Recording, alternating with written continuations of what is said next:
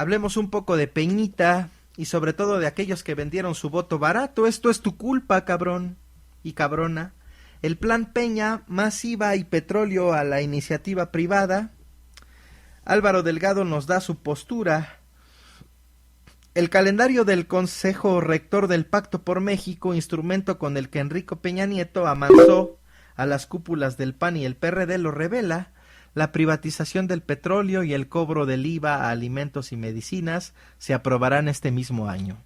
El documento no da lugar para la especulación. La reforma energética, que prevé la inversión del sector privado, nacional y extranjero en la industria petrolera, será procesada en el primer semestre de 2013, y la reforma fiscal, que eliminará la exención del IVA a medicinas y alimentos, se concretará en la segunda parte del año.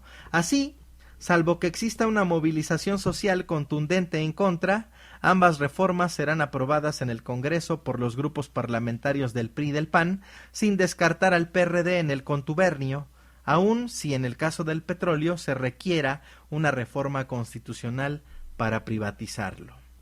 La reforma energética, que implica la cesión de la renta petrolera, ha sido una vieja ambición del PAN, que en los gobiernos de Vicente Fox y Calderón no pudo materializar por ineptitud y por conveniencia política del PRI, pero ahora están dadas las condiciones para consolidar la alianza para aprobarla con el aval tácito o la oposición testimonial del PRD, socio de ambos.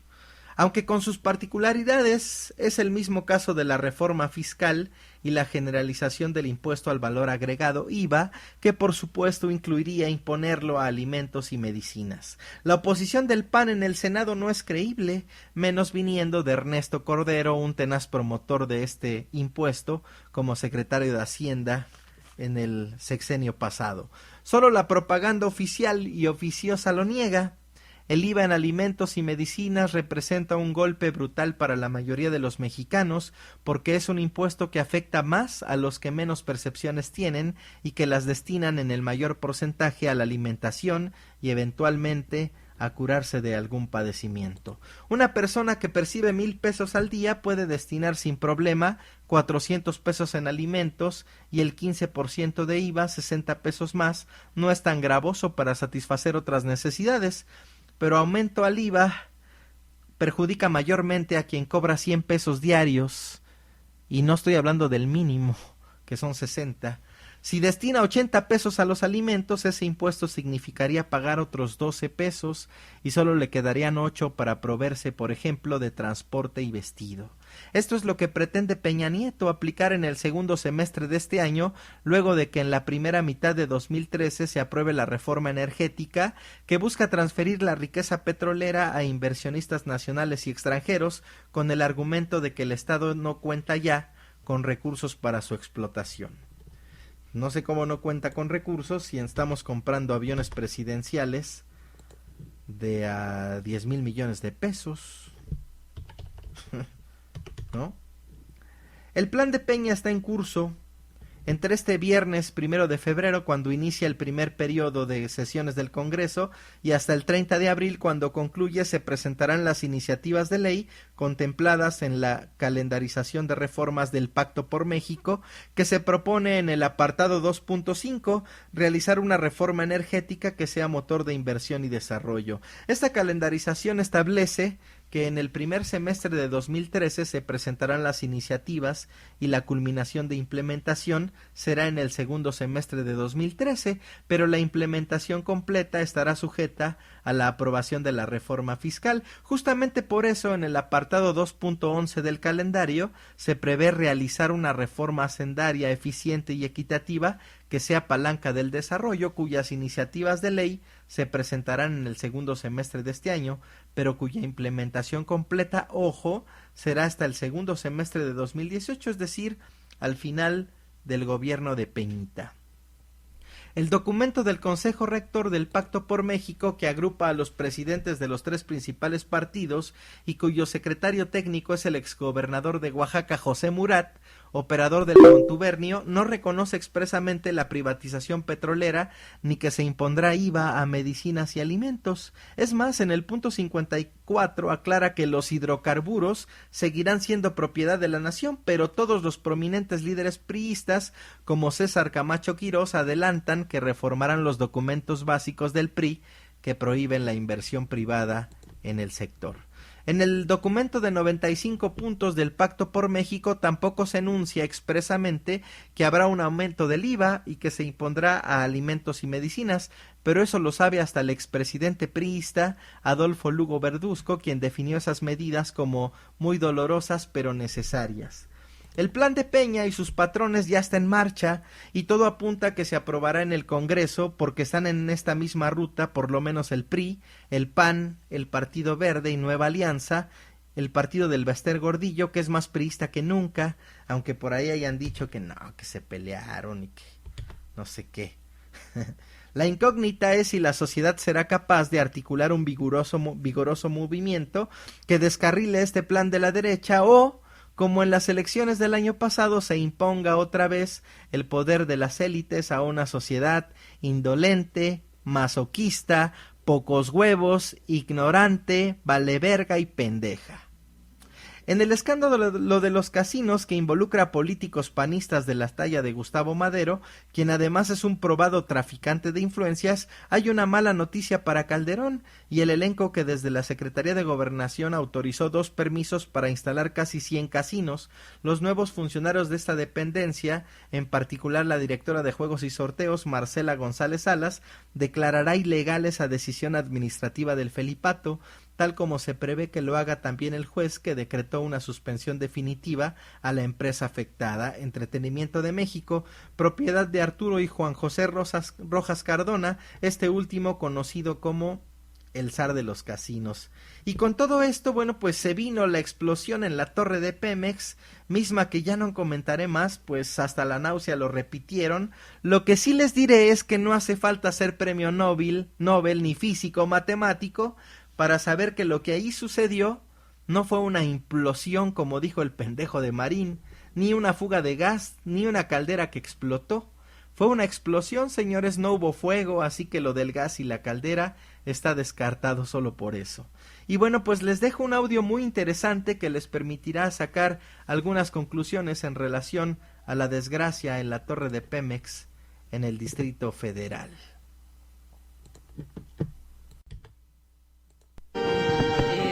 Estamos con Pablo Moctezuma Barragán. Queríamos que nos platiques un poco sobre tu opinión respecto de la explosión que hubo en las oficinas de Pemex. Bueno, es un hecho muy trágico, lamentable. Ya van, hasta el día de hoy se han informado de 37 muertos, más de 100 heridos. Y realmente en los momentos en que sucede esta explosión, cuando quieren privatizar el petróleo mexicano, pues es sumamente sospechoso el hecho de que haya ocurrido esta explosión. Ayer dieron un informe oficial hablando de que fue por gas. Sin embargo, bueno, el B2 forma parte de un conjunto de edificios de 12 pisos, son 3 edificios de 12 pisos. El B2 tiene su mezanine y el sótano y son oficinas. Al principio se habló de que explotó una caldera, que explotó la subestación eléctrica, pero estas están ubicadas en un edificio aparte que es de un solo piso y totalmente aislado de las oficinas. Entonces realmente es inverosímil que en un sótano que se utilizaba para se genere una explosión que tumba 3 niveles, que rompe los vidrios hasta el 5.º piso en los edificios aledaños, mata decenas de personas, hiere más de 100, pulveriza toneladas de concreto. Quien sabe de explosiones, pues conoce muy bien que una explosión de gas no produce estos efectos. En realidad se habló en la revista Proceso y en Pemex, elementos de seguridad mencionan la existencia de 4, que es un explosivo, que ese sí pudo haber causado los daños que observamos. Entonces es un atentado muy grave y es grave también el hecho de que no se esclarezcan los hechos. No se dice cuál es el origen del gas. En esta declaración del gobierno se ve como que está un poco incompleta la versión. Y también conoces bien este edificio. Es un edificio de oficinas donde lo que hay pues son personal y archivos. Pero ¿de dónde salió esa acumulación de gas? Por un lado, por otro lado, toda la gente que fue luego conducida herida a los hospitales y que estaban muchos haciendo cola para checar, toda la gente refiere que fue una explosión súbita. Nadie habla de haber olido a gas, y lo que sí mencionan es que posteriormente olía mucho a pólvora, es lo que dicen, pero jamás nadie dijo que olía a gas. Entonces, bueno, es absurdo que habiendo tanta gente en la área haya olido a gas, pero repito, o sea, esa explosión tumbó 3 niveles. Entonces, bueno, fue un bombazo muy, muy potente. ¿Y conoces bien este edificio? Cuéntanos de eso. Yo conozco los edificios porque incluso trabajé ahí. Mi papá es el constructor de la torre de Pemex y de los edificios administrativos, y en vacaciones, para que no estuviéramos de flojos, nos llevaba a trabajar todos los días. Entonces, bueno, conozco perfectamente el área. Mi papá era muy responsable, muy cuidadoso, y precisamente hizo un cuarto de máquinas aparte donde está la subestación eléctrica y la caldera. Entonces esos 3 edificios son 3 de 12 pisos, uno de 4 pisos, que es donde había más gente, y ahí no hay ninguna instalación que pudiese generar esta explosión. ¿Y qué es lo que opinas o qué te parece que puede ser esto? Bueno, estamos ante un intento claro de legalizar, entre comillas, con leyes secundarias, la entrada de capital privado a Pemex. Esto es absolutamente anticonstitucional. La Constitución, en su artículo 25, 27, 28, a la letra dice que no pueden, bueno, que el petróleo, la electricidad, los energéticos son estratégicos, son propiedad exclusiva de la nación, y el Estado tiene el monopolio en esta área, y dice a la letra que no pueden dar ni contratos ni concesiones. Entonces, esto que quieren legalizar con leyes secundarias es anticonstitucional. Ahora quieren legalizar algo que ya empezaron a hacer, porque desde hace muchos años empezaron ya a dar contratos. Carlos Salinas de Gortari inventó eso de contratos de servicios múltiples. En electricidad también permitió la generación eléctrica por parte de particulares. A la fecha ya la mitad de la electricidad la generan particulares. Esto va contra la Constitución. Y en petróleos abrió con los contratos de servicios múltiples. Posteriormente, con Salinas y Zedillo inventaron los pidigueras, por medio de los cuales se endeudó a Petróleos Mexicanos, y es la empresa más endeudada del mundo, tiene que pagar grandes cantidades a la banca extranjera. Entonces, de la renta petrolera, pues ya han estado aprovechando para las ganancias de grandes empresas y bancos. Ya con Calderón inventó los contratos incentivados, que también van contra la Constitución, y ya se empezaron a dar contratos a empresas extranjeras, francesas, españolas, norteamericanas, y contratos por cientos de miles de millones de dólares. Entonces ya esta cuestión la empezó a hacer Calderón, incluso en tierra, en Chicontepec. Ahora lo que quieren es ya abiertamente legalizarlo con leyes secundarias. Entonces ha sido muy clara esta propuesta de Peña de abrir al capital privado a compañías privadas, extranjeras y nacionales. En el Pacto por México, que yo le llamo el Pacto Anti-México, se habla de que es necesario introducir la competencia, entre comillas, en la petroquímica. Por eso Calderón no construyó la petroquímica, porque lo que él buscaba y lo que buscan ahora es que estas petroquímicas sean de compañías extranjeras.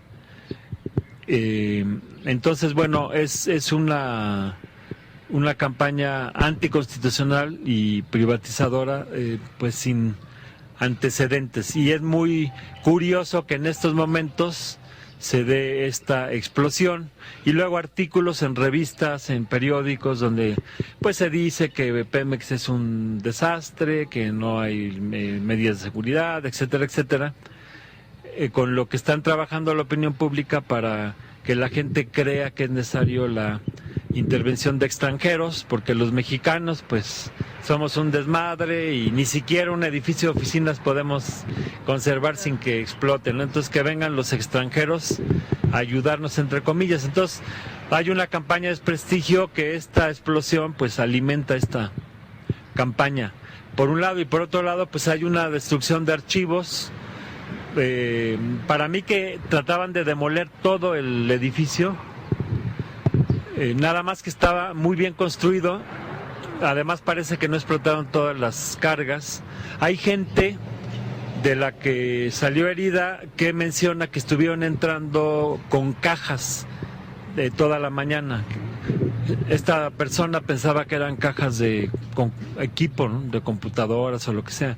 Después de la explosión, pues ella piensa que ahí venían los explosivos. Creo que la intención era demoler todo el edificio con todos los archivos, y también la gente que conocía directamente esta información, pues acabar con ella. El resultado fue parcial, pero de todas maneras ya tantos días que ha estado aislado el edificio, pues para mí que puede aprovechar quien esté interesado en limpiar los archivos de evidencias de una serie de negocios que se han estado haciendo ahí en Pemex.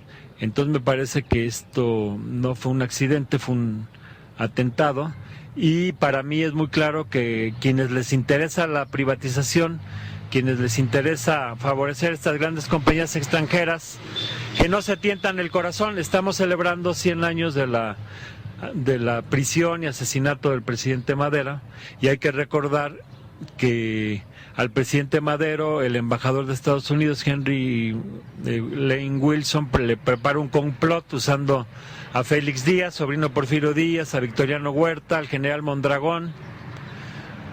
Pero el origen de este complot es el disgusto de las compañías petroleras, porque Madero les metió un impuesto de 3 centavos el barril de petróleo, y se pusieron furiosas y organizaron el derrocamiento del gobierno. Entonces estas compañías son capaces de todo, y pues cuanti más de hacer un atentado como el que se sufrió ahora en el centro administrativo de Petróleos Mexicanos.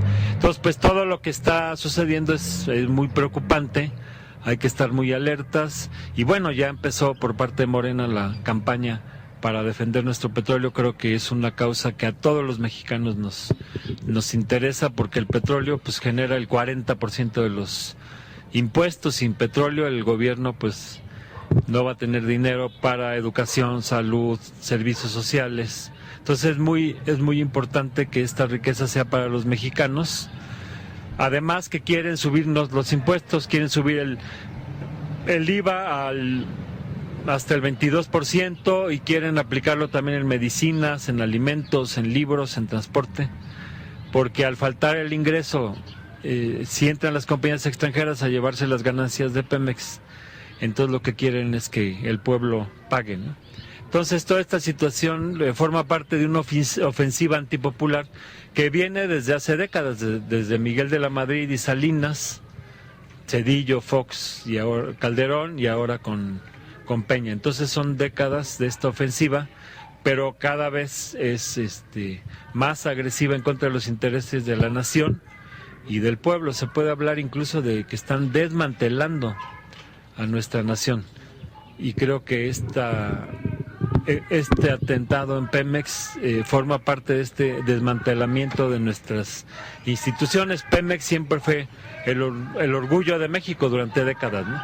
Ahora quieren acabar con eso y seguir metiendo compañías extranjeras que ya han estado trabajando gracias a Fox, a Calderón y a estos traidores a México. Y además traidores a la Constitución, porque la Constitución es muy clara. ¿Nos puedes decir algo, compañías que están ya haciendo estas labores en México? Bueno, sí, Halliburton, Repsol, Houston, Texas, son una serie de compañías, Schellenberg, de la francesa, son Iberroll, son varias compañías españolas, francesas y norteamericanas las que están trabajando ya en petróleos. ¿Qué es lo que va a hacer Morena y qué es lo que el pueblo de México debe hacer para defender esto, para que no le aumenten los impuestos y para que no exploten de compañías extranjeras la riqueza mexicana? Tiene que haber una gran movilización para evitar que en el Congreso, que tienen mayoría el PRI y el PAN, que ahí se apruebe estas leyes secundarias. Parece que no van a modificar la Constitución, solo leyes secundarias, pero repito, son anticonstitucionales. ¿Y estas leyes secundarias, qué modificaciones son las que se ven venir? Pues abrir la petroquímica. Les interesa mucho la petroquímica porque ahí es donde se generan el valor agregado y las ganancias más grandes. Entonces están interesados en que compañías extranjeras puedan construir petroquímicas y operarlas. Ahí es donde las ganancias son más jugosas. Y bueno, también abrir a la exploración, explotación y producción petrolera, sobre todo en el Golfo de México, ¿no? Donde ya están actuando varias de estas empresas. ¿Quieres agregar algo más? Pues es un momento muy difícil para México y es la hora de que tomemos responsabilidad de defender estas riquezas que van a ser Lo que acaban de escuchar es una entrevista con el político e historiador Pablo Moctezuma Barragán, hijo del arquitecto ya muerto Pedro Moctezuma Díaz Infante, quien fuera el arquitecto constructor del conjunto de 7 edificios que incluyen la torre ejecutiva de Pemex de 53 niveles y el edificio B2 donde ocurrieron las explosiones, que hasta la publicación de esta entrevista habían sido 37 personas, ahorita son más de 40. Y bueno, él rompe el silencio y nos dice lo que él ha investigado y lo que sabe del conjunto arquitectónico, toda vez que el mismo joven trabajó en la construcción al lado de su padre en su momento, ¿no?